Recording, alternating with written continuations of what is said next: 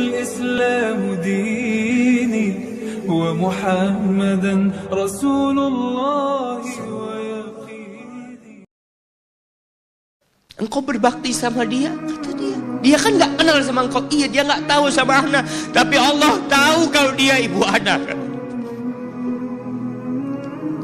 Tahu kalau dia ibu Ana. Ana harus berbakti. Ditanya, ibumu sakit apa? Ibu kena gula, katanya. Setelah dikasih resep, itu dokter cerita, pasiennya keluar, ditutup pintunya. Dokter ini nangis. Dia mengatakan, ana sering dengar ceramah tentang birrul walidain. Ana sering mendengarkan tausiah ustaz tentang berbakti kepada orang tua. Tapi ana baru sekarang melihat kebaktian seorang anak sama orang tuanya. Ibunya gila, dia tetap berbakti.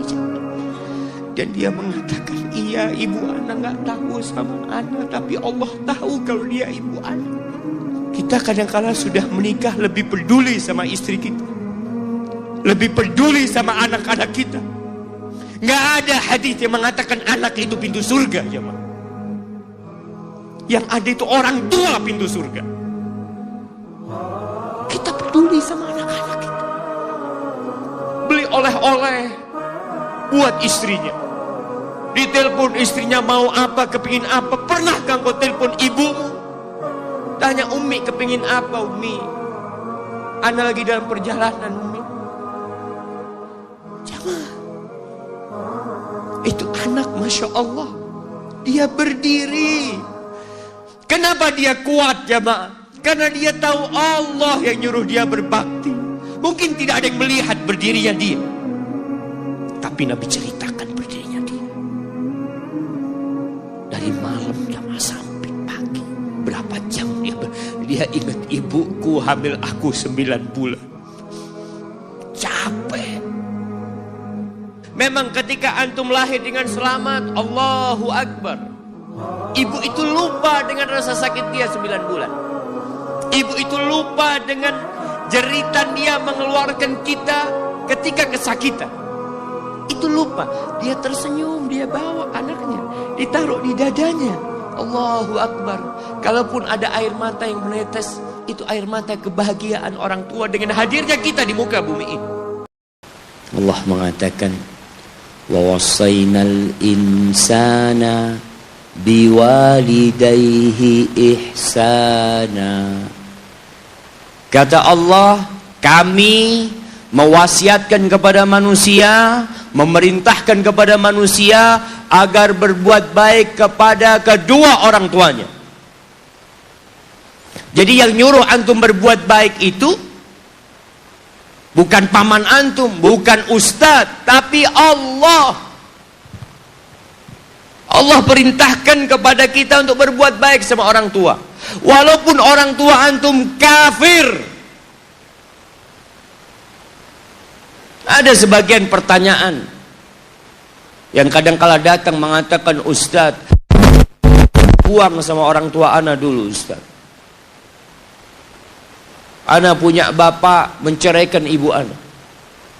Ibu ana akhirnya bekerja, bapak ana bekerja, ana dititipkan ke kakek dan nenek. Sekarang ketika ana sukses, bapak ibu ana ingin ana berbakti sama dia. Subhanallah, yang nyuruh antum berbakti bukan bapak ibu antum, tapi yang menciptakan antum yang nyuruh antum berbakti. Cukup tubuh antum itu berasal dari darah orang tua antum. Lalu antum berpikir gak mau berbakti sama orang tua.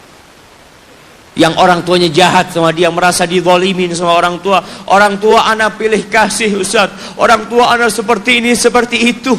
Iya, seburuk apapun orang tuamu, tetap itu orang tuamu. Dan Allah nyuruh kamu berbuat baik sama orang tua. Wallahi jamaah, ada seorang syekh cerita dalam salah satu ceramahnya, cerita tentang seorang dokter perempuan di sana, di Arab sana. Ada seorang anak lelaki bawa ibunya. Bawa ibunya masuk ke dokter ini, subhanallah. Ibunya ini gila. Anak-anak muda ini, belum nikah. Dia bawa ibunya. Nanti ibunya tersenyum sendiri, ketawa sendiri. Masuk ke ruang dokter itu, mejanya dokter diputerin sama ibunya. Anaknya minta maaf, ya dok, kata dia. Sekali-kali nanti ngeliat di televisi dokter itu ada gambarnya Ka'bah. Ibunya ngomong, nak kau bukan nak ngomong, kamu bohong Mat. Mat kau bohong sama ibu. Katanya mau dibawa umroh ibu, kata dia. Nanti diludahin anaknya, digigit anaknya. Nanti kerudungnya ibunya terbuka, dipasangin lagi.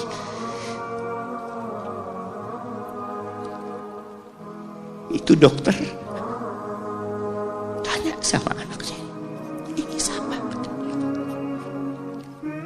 Ibu anak, kata dia. Sejak kapan dia seperti ini? Sejak lahir. Loh, terus gimana engkau bisa lahir? Iya, sama kakek ana, ibu ana dinikahkan. Tapi 10 bulan diceraikan. Ya karena seperti ini, ana lahir dari rahim ibu ana.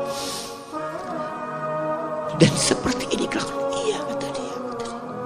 Engkau berbakti sama dia, kata dia. Dia kan gak kenal sama engkau. Iya, dia gak tahu sama ana. Tapi Allah tahu kalau dia ibu ana, kan. Allah tahu kalau dia ibu ana. Ana harus berbakti. Ditanya, ibumu sakit apa? Ibu kena gula, kata dia. Kena ini semua. Setelah dikasih resep, itu dokter cerita, pasiennya keluar, ditutup pintunya. Dokter ini nangis. Dia mengatakan, ana sering dengar ceramah tentang birrul walidain. Ana sering mendengarkan tausiah ustaz tentang berbakti kepada orang tua. Tapi ana baru sekarang melihat kebaktian seorang anak sama orang tuanya. Ibunya gila, dia tetap berbakti. Dan dia mengatakan, iya ibu ana gak tahu sama ana, tapi Allah tahu kalau dia ibu ana. Dan yang ngasih wasiat supaya kita berbakti sama orang tua itu Allah, jemaah. Apapun yang dilakukan orang tua kita.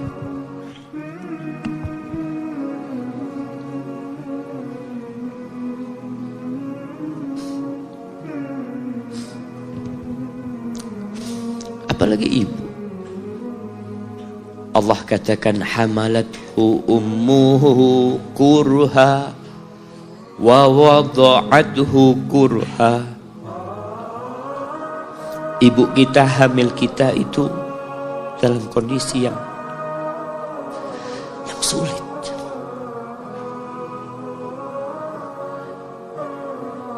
Ada ibu yang harus bed rest demi anaknya lahir. Demi kita lahir, ibu kita itu bed rest. Capek dikit keluar darah. Ada yang harus hamil kita dalam kondisi dia ditinggal sama suaminya. Dia harus cari nafkah sendiri. Ada yang harus muntah-muntah demi kita. Allah. Lalu kita berdiri buat ibu kita. Capek. Diceritakan seorang. Ya kita semua tahu ceritanya. Tentang 3 orang yang masuk ke dalam gua. Kemudian gua itu tertutup dengan batu yang menggelinding. Lalu mereka bertawasul dengan amal soleh mereka. Salah satunya yang mengatakan, ya Rabbi, Allahumma, ya Allah, aku punya 2 orang tua. Aku punya 2 orang tua. Yang aku senantiasa memberikan susu kepada keduanya sebelum keluarga yang lain minum susu. Dia sudah menikah, dia punya istri, punya anak. Pada suatu hari, ya Allah, aku kejauhan cari rumput, sehingga aku balik dalam kondisi orang tua sudah tidur. Maka aku pereskan susu buat keduanya ya Allah. Allah tahu, tapi dia mau cerita sama Allah. Dia ingin tawasul dengan amal soleh dia. Lalu aku taruh di wadah. Aku datang ke bapak ibuku, mereka tidur. Maka aku berdiri di hadapan kedua. Jamaah, bukankah bisa dia taruh di sebelah meja ibunya susu itu? Dia ambilkan meja, taruh di sana, dia bisa tidur. Dia sudah berbakti sama orang tuanya dengan seperti itu. Tapi anak ini tidak. Aku berdiri, ya Allah, aku gak ingin membangunkan keduanya. Dan aku terus berdiri, aku pegang itu susunya. Sampai mau subuh bangun, aku serahkan kepada kedua. Anak-anaknya nangis minta susu. Kata dia, lah, sampai bapak ibu aku minum. Kalian jangan minum. Kita kadang-kala sudah menikah lebih peduli sama istri kita, lebih peduli sama anak-anak kita. Nggak ada hadis yang mengatakan anak itu pintu surga, jemaah. Yang ada itu orang tua pintu surga. Kita peduli sama anak-anak kita. Beli oleh-oleh buat istrinya. Ditelepon istrinya mau apa, kepingin apa. Pernahkah engkau telepon ibumu? Tanya, Umi kepingin apa Umi? Ana lagi dalam perjalanan Umi. Jamaah, itu anak Masya Allah, dia berdiri. Kenapa dia kuat jamaah? Karena dia tahu Allah yang nyuruh dia berbakti. Mungkin tidak ada yang melihat berdirinya dia, tapi Nabi ceritakan berdirinya dia. Dari malam jamaah sampai pagi, berapa jam dia ingat ibuku hamil aku 9 bulan. Capek. Ana semakin tahu dengan tugas besar seorang ibu dan pengorbanan seorang ibu. Setelah Ana menikah, setelah Ana tahu bagaimana istri Ana hamil, ketika dia harus tidur gak enak, makan muntah aja, Ana melihat istri Ana sampai lemes dia muntah. Ana ingat begini ibu Ana hamil Ana. Lalu kita lupa jemaah. Kita sok sukses, mungkin engkau lebih sukses dari orang tua. Tapi kalau nggak ada bapak ibu, engkau nggak akan pernah lahir di muka bumi. Allah ceritakan ibunya hamil dia. Wa wada'athu kurha, dan melahirkannya dalam kondisi sulit. Kadangkala perut ibu kita itu disobek demi kita keluar dari perut ibu kita. Antum meninggalkan luka di ibu. Itu dijahit. Kalau antum anak ketiga, Allahu Akbar, berapa kali dibelah perut ibu kita aja. Tubuhnya jadi jelek gara-gara kita. Tapi dia gak peduli, yang penting antum lahir dengan selamat. Kalau ibu kita dikasih pilihan, ini gak bisa diselamatkan dua-dua, salah satunya akan meninggal dunia. Kira-kira apa kata ibu antum? Iya, gak apa-apa dok, selamatkan bayinya dok. Gak apa-apa dok, biar dia lahir dok. Subhanallah. Berapa banyak ibu yang meninggal dunia ketika dia melahirkan anak. Wa hamluhu wa fisaluhu 30 syahra. Hamilnya dan menyusuinya itu 30 bulan. Artinya bukan ketika antum lahir selesai lelahnya ibu kita. Memang ketika antum lahir dengan selamat, Allahu Akbar, ibu itu lupa dengan rasa sakit dia 9 bulan. Ibu itu lupa dengan jeritan dia mengeluarkan kita ketika kesakitan.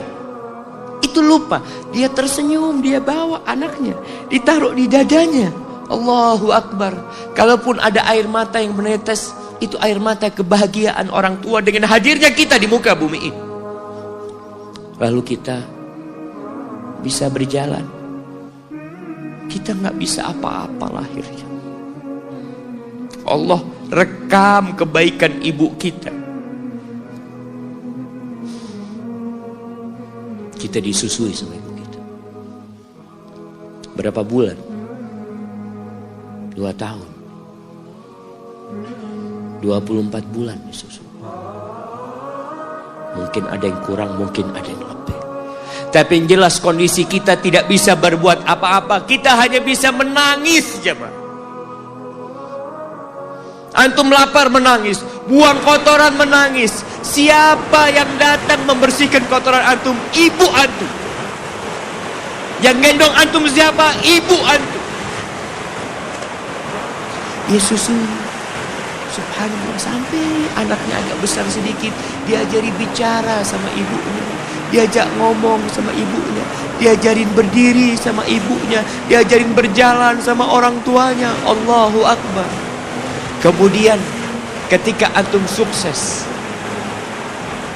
antum berangkat ke luar negeri, antum berangkat ke luar kota, meninggalkan kedua orang tua antum, boleh, asalkan dengan ridho orang tua antum. Kalau ibu antum telepon, antum di Batu sini, kuliah, sampai sukses jadi pengusaha di sini. Ibu antum di kampung telepon, nah, ibu ingin kau balik ke kampung. Nah. Jangan pernah mengatakan, Bu, anak kerjanya di sini, ibu. Saya ditugaskan di sini. Tinggalkan semua pekerjaanmu, pulang ke rumah. Ustaz, gimana dengan istri dan anak-anak anak? Yang ngasih makan istri sama anak-anak antum itu Allah Jalla Jalla. Bawa pulang ke kampung, hidup sama ibu antum. Jamaah, ada seorang sahabat yang izin untuk berjihad, izin untuk mendapatkan surga yang paling tinggi, izin untuk bisa memberikan syafaat kepada 70 dari keluarganya. Kalau dia mati syahid, dia datang kepada Nabi SAW, ditanya, bapak ibumu hidup? Iya, kata dia. Pulang engkau ke sana. Fathammal jannah, di sana ada surga. Ilzam rijlaiha, engkau tetap di kaki ibu. Ini mau jihad, bukan mau cari fulus, jemaah. Bukan mau cari kenikmatan dunia, dia mau cari surga. Tapi pintu surga yang paling baik orang tua dapat jauh-jauh.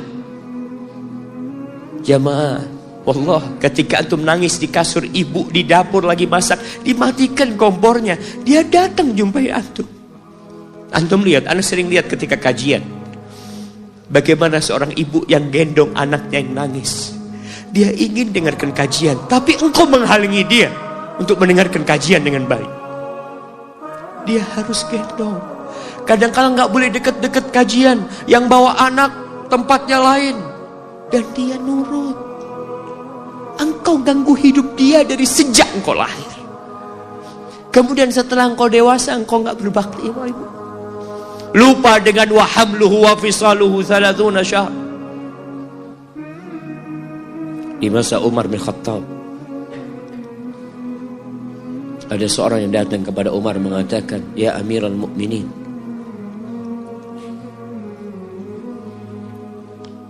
aku ini jadi kendaraan buat ibu.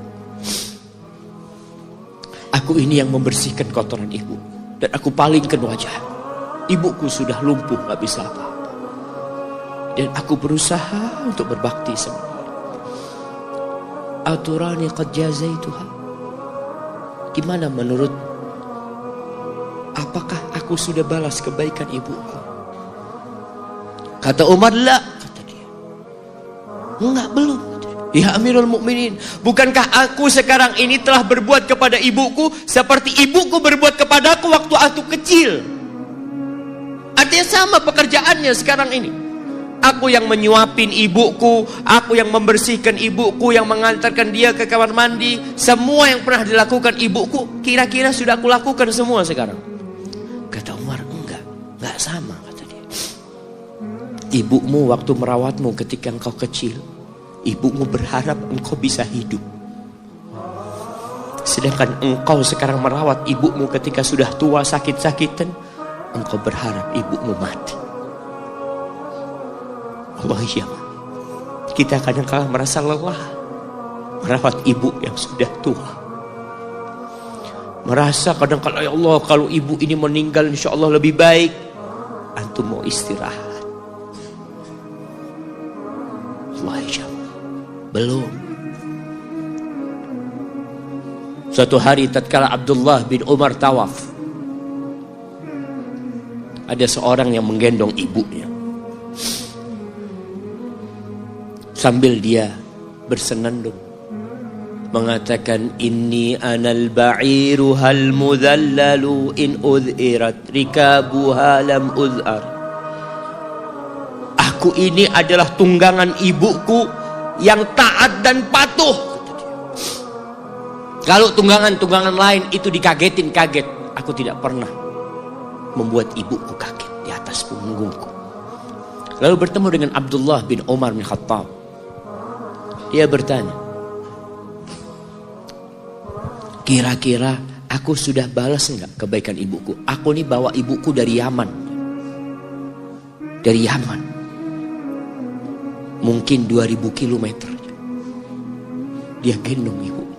Sampai melaksanakan ibadah haji semua dia di punggung, ibunya di punggungnya.